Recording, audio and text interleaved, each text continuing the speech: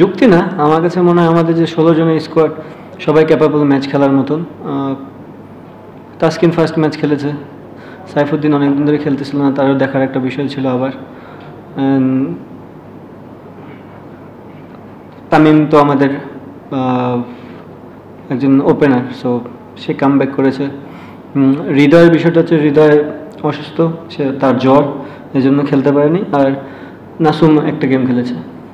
আমরা যে ম্যাচটা ক্যান্ডিতে খেলেছিলাম, রাইট, ফার্স্ট গেমটা, আমার মনে হয় আমরা ব্যাটিং ইউনিট ওই রানটা দিতে পারিনি।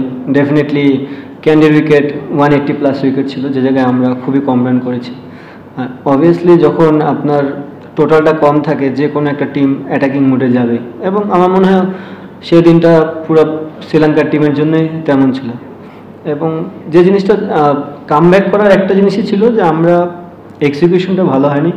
আমার মনে হয় যে আমরা যে প্ল্যান নিয়ে আগাচ্ছিলাম যে শ্রীলঙ্কার বলারদের, ব্যাটসম্যানদের কোথায় বল করব, সেই জায়গাটা আমরা করতে পারিনি।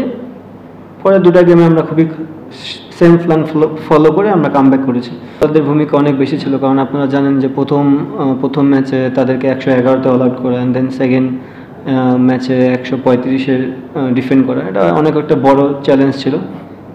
আমার মনে হয় আজকের ম্যাচেও বলাররা খুবই ভালো বল করেছে। দেখেন, তাসকিন অনেকদিন পর ক্রিকেটে ব্যাক করেছে, আর আপনারা হয়তো সবাই জানেন যে ও যদি কন্টিনিউ বেসিসে খেলতে থাকে, ওর ইনজুরির চান্স প্রবাবলি বেশি থাকবে। শরীফুলও সেম, দেখবেন যে পাকিস্তান সিরিজে সে গ্রোইন ইনজুরিতে পড়েছিল। ইনফ্যাক্ট ক্যান্ডিতে না ডাম্বুলা জানিও তার একটু গ্রোইনের প্রবলেম ছিল। সো জিনিসটা এমন না, আপনার বুঝতে হবে যে কোন প্লেয়ারটার কতটুক